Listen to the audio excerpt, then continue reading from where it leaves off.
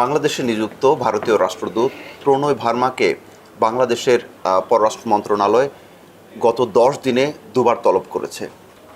আর আজ দিল্লিতে যে বাংলাদেশের হাই কমিশন রয়েছে সেটিতে এবং মুম্বাইয়ে যে ডেপুটি হাই কমিশন রয়েছে সেখানে হিন্দুত্ববাদী সংগঠন বিশ্ব হিন্দু পরিষদ বিক্ষোভ করছে।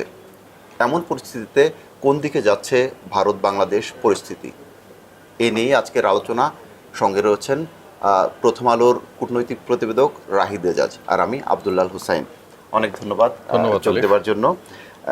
এই যে আজকে একই দিনে দুটো জায়গায় বিক্ষোভ করছে ভারতের হিন্দুত্ববাদী সংগঠন বিশ্ব হিন্দু পরিষদ, যেটিকে সংক্ষেপে ভিএইচপি বলে, এবং আজই যে বাংলাদেশের পররাষ্ট্র মন্ত্রণালয় রয়েছে সেখানে ভারতের যে হাই কমিশনার তাকে তলব করা হয়েছে। তো এরকম পরিস্থিতিতে আসলে মানে কি মনে হচ্ছে, পরিস্থিতি আসলে কোন দিকে যাচ্ছে? ধন্যবাদ।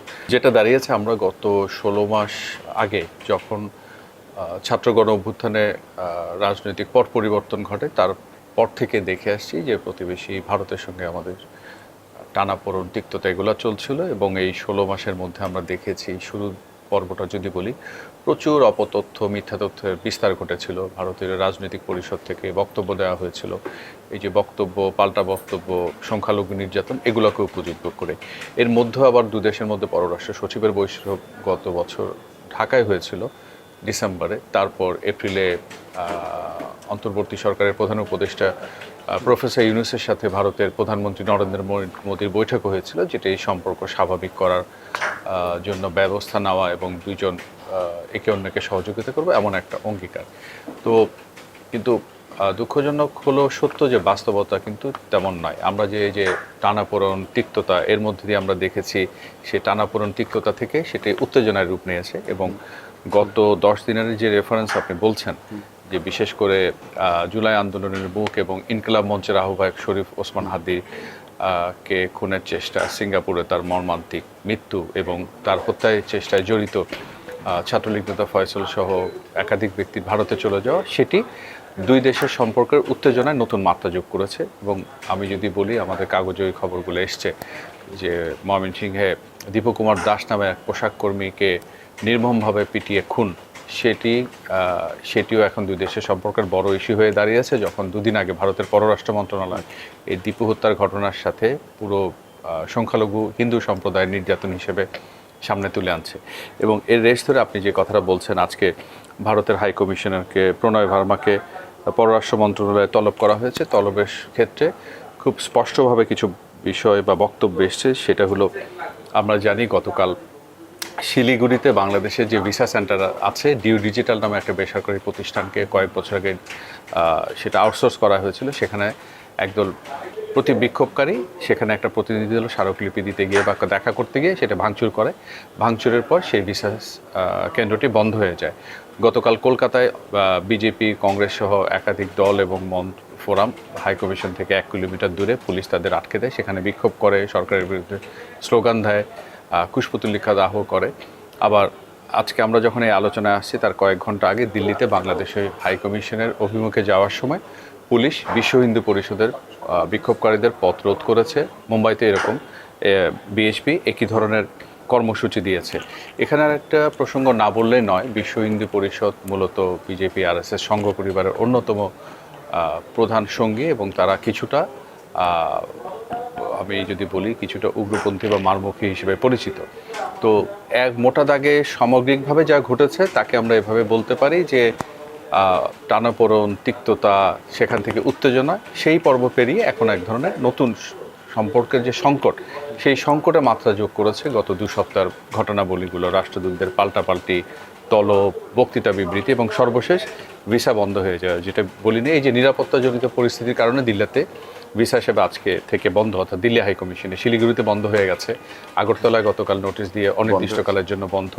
আমরা এই যে ভিসা বন্ধের ঘটনা ঢাকায় একদিন দেখেছিলাম, যেদিন march to Indian high commission কর্মসূচি ঘোষণা করা হয়েছিল। ওসমান হাদির মৃত্যুর খবর আসার পর আমরা চট্টগ্রামে অ্যাসিস্ট্যান্ট হাই কমিশন ইন্ডিয়ার সামনে বিক্ষোভ, ইট পাটকেল ছোড়াছুরির ঘটনা দেখেছি।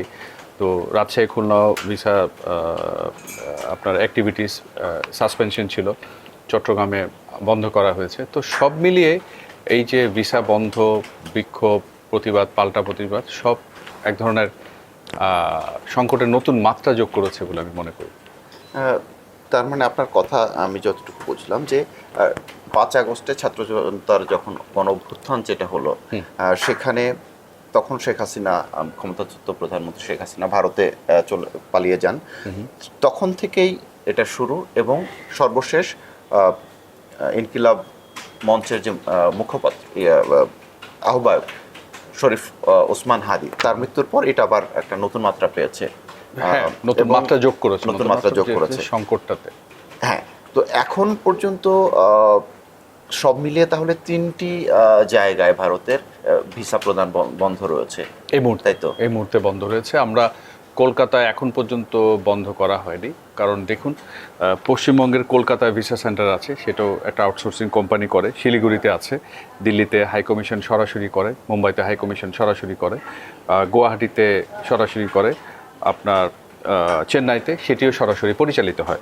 অর্থাৎ চেন্নাই, মুম্বাই, কলকাতা এই জায়গাগুলোতে ভিসা সার্ভিস এখনও পর্যন্ত বহাল আছে, মানে আমরা এখন পর্যন্ত নোটিশ ঘোষণা কিছু পাইনি। তো দিল্লিতে যেটি বন্ধ করা হয়েছে সেটি বলেছে টেম্পোরারি সাসপেন্ড, আর আগরতলায় বলা হয়েছে ইনডিফিনিট পিরিয়ডের জন্য টেম্পোরারি। অর্থাৎ আগরতলাটা ইঙ্গিত হচ্ছে খুব সহসা খুলতেও পারে, খুলবে না, আর দিল্লিটা হয়তো ইঙ্গিত আছে পরিস্থিতি যদি ভালো হয়, অর্থাৎ পাল্টা বিক্ষোভ।